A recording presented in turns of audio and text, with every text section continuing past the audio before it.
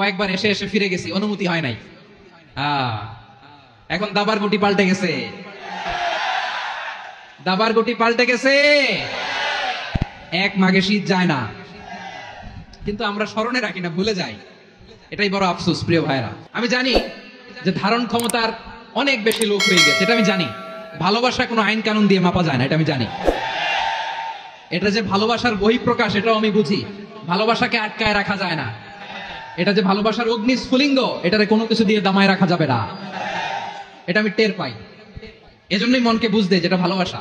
মেহেরবানি করে অল্প কয়েকটা মিনিট একটু সুশৃঙ্খল আমার সাথে থাকতে হবে, আল্লাহর ওয়াস্তে, আল্লাহর ওয়াস্তে। প্রিয় ভাইরা, তাহলে আমরা ঐক্যবদ্ধ জীবন যাপন করতে চাই, ঠিক কিনা বলেন? এবার বলেন ঐক্যের ভিত্তি কি? আমরা যে ঐক্যবদ্ধ হব কিভাবে?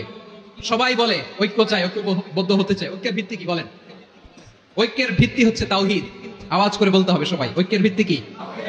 যেই বলবে লা ইলাহা ইল্লাল্লাহ, ও আমার ভাই, তার জন্য আমার হৃদয়ে দরদ, মায়ামাখা দরদ, ভালোবাসা আছে না নাই? তাওহীদ। এই মুসলিম উম্মার ঐক্যের ভিত্তি তাওহীদ। পেকুয়ার ভাইরা মনে রাখেন, মেসেজগুলো মনে রাখেন। মুসলিম উম্মার ইউনিটি, ঐক্য, এটার ভিত্তি হচ্ছে তাওহীদ। যেই পড়বে লা ইলাহা ইল্লাল্লাহ, সে আমার কি? এজন্য বিশ্বনবী বলেন, মান ক্বালা লা ইলাহা ইল্লাল্লাহ, যে ব্যক্তি বলবে লা ইলাহা ইল্লাল্লাহ মুখলিসান মিন কলবিহি, অন্তর থেকে যে পড়বে লা ইলাহা ইল্লাল্লাহ, দাখালাল জান্নাহ, সে জান্নাতি হয়ে যাবে। সুবহানাল্লাহ বলেন। যেই পড়বে লা ইলাহা ইল্লাল্লাহ, সে কই যাবে? জান্নাতি হয়ে যাবে। এখন আমার সব ভাই যারা লা ইলাহা পড়ছে জান্নাতে যাক, চাই কি চাই না? নাকি আপনি শুধু একাই জান্নাতে যেতে চান? একাই যেতে চান? তোমরা ঐক্যবদ্ধ জীবন যাপন করো, তোমরা বিচ্ছিন্ন হয়েও না। বিচ্ছিন্ন হইলে লস, ঐক্যবদ্ধ হলে সেখানে কল্যাণ আছে না নাই? মাইকে কি সমস্যা হয়েছে কোনো? এবার ঠিক আছে?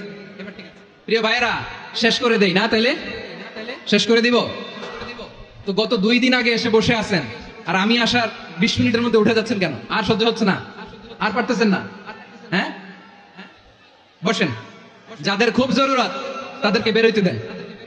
অনেকে সকাল থেকে বসে আছে, ওয়াশরুমে যেতে হবে, সারাদিন কিছু খায় নাই, পাগলের মতো বসে আছে। আমি জানি, সব রিপোর্ট আছে আমার কাছে।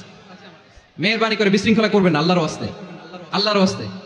যাদের কষ্ট হচ্ছে বের হয়ে যান। আরো কয়েক মিনিট কথা বলে আমরা শেষ করব। আল্লাহর ওয়াস্তে, আল্লাহর ওয়াস্তে বলার পরেও এরকম বিশৃঙ্খলা করা মোটেও কাম্য নয় প্রিয় ভাইরা। আল্লাহর ওয়াস্তে, এই শব্দটা কতবার ইউজ করেছি আমি, আল্লাহর ওয়াস্তে। আপনার বুক কাঁপে না? হ্যাঁ, ভয় হয় না আল্লাহ? একটু থামেন, একটু থামেন, মেহেরবানি করে, মেহেরবানি করে। এই তো, হ্যাঁ, মাশাআল্লাহ। আল্লাহর ওয়াস্তে প্রিয় ভাইরা, ঐক্যবদ্ধ হতে হবে আমাদেরকে। আদেশটা কার?